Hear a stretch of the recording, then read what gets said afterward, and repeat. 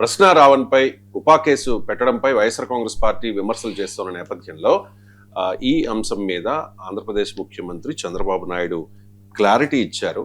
రావణ్ అనే వ్యక్తి పురాణాలను దూషించాడు, రాముడు సీతమ్మలపై నీచంగా మాట్లాడాడు, తీవ్రవాదాన్ని ప్రోత్సహించాడు, పాకిస్తాన్ని సమర్థించాడు అని చెప్పి మాట్లాడారు చంద్రబాబు నాయుడు గారు. ఒక రాజకీయ పార్టీ ఒక వ్యక్తి రావణ్ అనే వ్యక్తి పురాణాలను దూషించాడు, రాముణ్ణి సీత పైన నీచంగా మాట్లాడాడు, తీవ్రవాదాన్ని పాకిస్తాన్ సమర్థించాడు. అలాంటి వాళ్ళకు అండగా ఆర్థిక సహాయం ఈ గొడ్డలి పార్టీ చేసే పరిస్థితి వచ్చింది. ఎంత బరిదిగింపని అడుగుతున్నా, ఇది న్యాయమని అడుగుతున్నాను. మీకు ఇవన్నీ రైట్. సోషల్ మీడియా పెడ ధోరణులపై టాస్క్ ఫోర్స్ ను ఏర్పాటు చేస్తాము అని చెప్పి చంద్రబాబు నాయుడు ప్రకటించారు.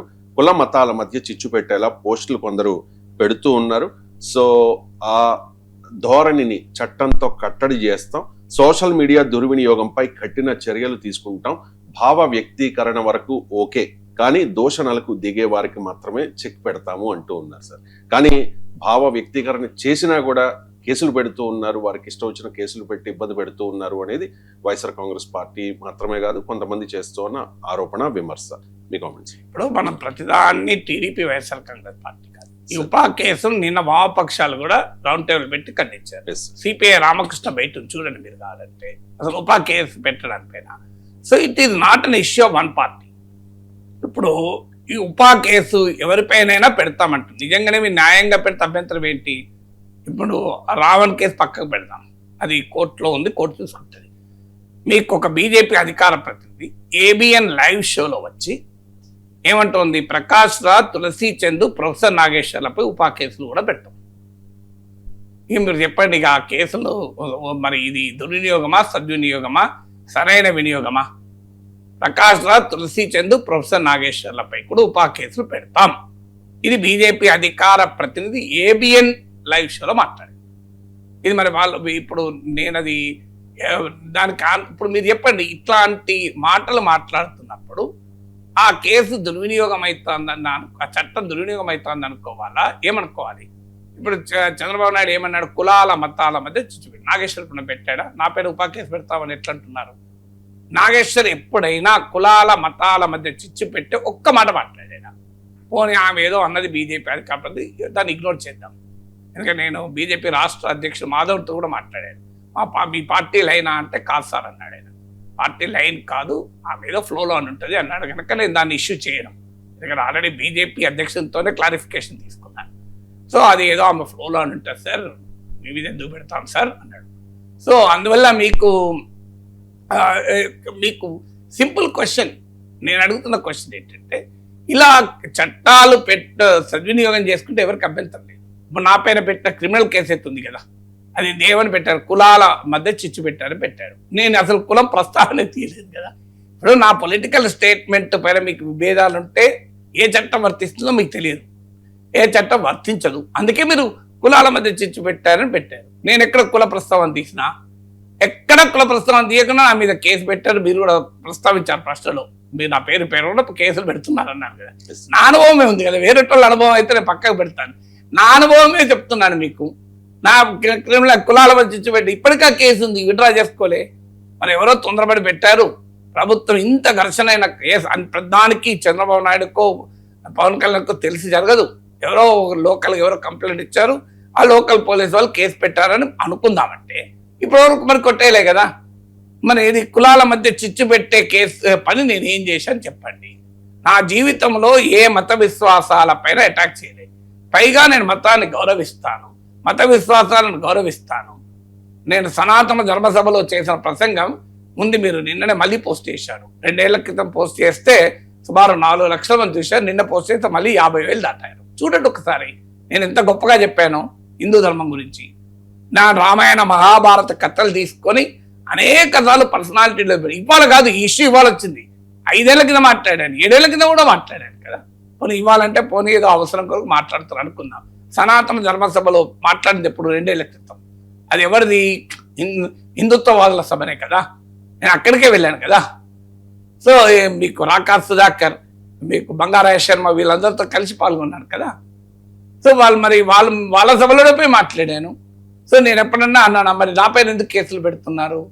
అందువల్ల నిజంగానే మీరు సోషల్ మీడియా పెడదోరలను అణచివేయడానికి టాస్క్ ఫోర్స్ పెడితే నేను స్వాగతిస్తాను. సోషల్ మీడియాలో దూషణలకు పోస్టులు పెడితే నేను స్వాగతిస్తాను. కానీ సోషల్ మీడియా ఏంటయ్యా, ఏబిఎన్ టీవీ ఫైవ్లను దూషించారు నన్ను. నా అనుభవం చెప్తున్నా మళ్ళీ. ఏబిఎన్ టీవీ ఫైవ్లో చట్ట విరుద్ధంగా, నీచాతి నీచంగా, వ్యక్తిగతంగా దూషించారు చంద్రబాబు గారు. ఒక్కసారి చూడండి, మీకు ఆ కేసు చట్టం కూడా పంపిస్తాను నేను. 2 ఏళ్ల జైలు శిక్ష చట్టం ప్రకారం, పార్లమెంట్ చేసిన చట్టం ప్రకారం నన్ను దూషించిన దానికి 2 years జైలు పడుతుంది. మీరు అమలు చేయండి, సంతోషిస్తాను నేను. ఏబిఎన్ టీవీ ఫైవ్లో నేను రాధాకృష్ణ కూడా చెప్పాను, చెప్తే బిఆర్ నాయుడు కూడా చెప్పారు. వాళ్ళు చాలా సీరియస్గా వాళ్ళు అన్ని తప్పన్నారు, వాళ్ళు కూడా తప్పన్నారు.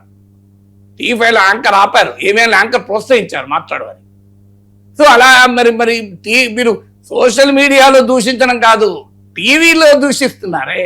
మరి నేను ఎప్పుడన్నా అట్లా దూషించానా? నా జీవితంలో ఎవరినైనా అభ్యంతరకరంగా ఒక్క రోజైనా మాట్లాడేనా? దేశానికి వ్యతిరేకంగా, మతానికి వ్యతిరేకంగా, కులాలకు వ్యతిరేకంగా మాట్లాడిన ఒక్క ఉదాహరణ చూపెట్టండి. మీరు శిక్షించడం కాదు, నేనే శిక్షించుకుంటాను. ఇక టీవీల ముందు కెమెరాల ముందు, యూట్యూబ్ ఛానల్ క్లోజ్ చేస్తాను. మీరు చూపెట్టండి. సింగిల్ కేసు ఒక్కటి, నేను 100 కూడా అడుగుతున్నాను, ఒక్కటే అడుగుతున్నా. కొన్నిసార్లు లైవ్లో పొరపాటు కూడా మాట్లాడతాం.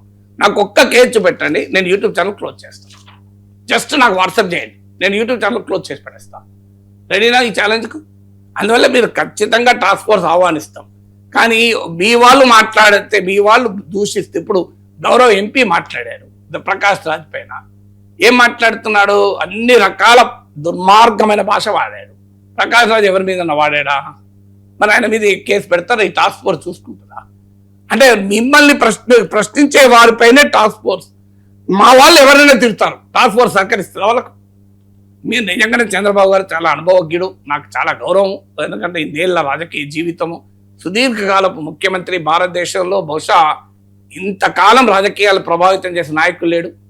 ఆయన ఎక్కువ చంద్రబాబు గారు మీరు చేయండి. మీరు ఒక అధికారంలో ఉన్నారు, ముఖ్యమంత్రి హోదాలో ఉన్నారు, మీరు చేయండి. మీరు అందరి పట్ల సమానంగా ఉండండి. టాస్క్ ఫోర్స్ పెట్టండి. దూషించే వారు మమ్మల్ని దూషించిన కూడా మీకు పంపిస్తాను. గతంలో లోకేష్ పంపించాను, మీకు కూడా పంపుతాను. కేసులు పెట్టండి, టాస్క్ ఫోర్స్ కప్పచెప్పండి, చాలా సంతోషపడతాం. మీరు అందరినీ మీ వాళ్ళైనా పెట్టండి, అది ఆ సమాజం కావాలి మనకు. వైసీపీ వాళ్ళు అంటే కూడా పెట్టండి, ఏం అభ్యంతరం లేదు. పెట్టమనే కోరుతున్నాను నేను. మేమన్నా పెట్టండి, అభ్యంతరం లేదు. ప్రకాష్ రాజ్ అన్నా పెట్టండి, అభ్యంతరం లేదు. కానీ చట్టాన్ని దుర్వినియోగం చేయకండి. చట్టం ఒకరికి మాత్రమే చుట్టంగా ఉండకూడదు. మీ టాస్క్ ఫోర్స్ పెడితే ఫస్ట్ స్వాగతించేది నేనే, ఎందుకంటే ఆ బాధితులలో నేను కూడా ఉన్నాను కనుక. సోషల్ మీడియా దుర్మార్గము, దుర్భాషలు, దూషణల బాధితుడిని నేను. అందువల్ల నేను ఆహ్వానిస్తా. మరి పెట్టండి, మీరు ఇమీడియట్గా చేసి తొందరగా టాస్క్ ఫోర్స్ పెట్టండి. కానీ అది క్లియర్గా రాయండి, టాస్క్ ఫోర్స్ కేవలం ప్రశ్నించే వారి మీద కాదు, మా వాళ్ళైనా పెడతాము అని పెట్టండి. పెట్టి ఒక ఎగ్జాంపుల్గా చూపెట్టండి. ఏబిఎన్లో, టీవీ ఫైవ్లో నన్ను దూషించిన వారిపై ఒక చర్య తీసుకోండి. సోషల్ మీడియాలో నన్ను దూషించిన వారిపై ఒక చర్య తీసుకోండి. ప్రకాష్ రాజును అత్యంత అవమానకరంగా మాట్లాడిన మీ పార్లమెంట్ సభ్యులమైన చర్య తీసుకోండి. అప్పుడు మీ టాస్క్ ఫోర్స్కి ఎక్కడలేని గౌరవం వస్తుంది. చంద్రబాబు నాయుడు నిజంగానే నేనే చేయొచ్చు చేయకూడతా.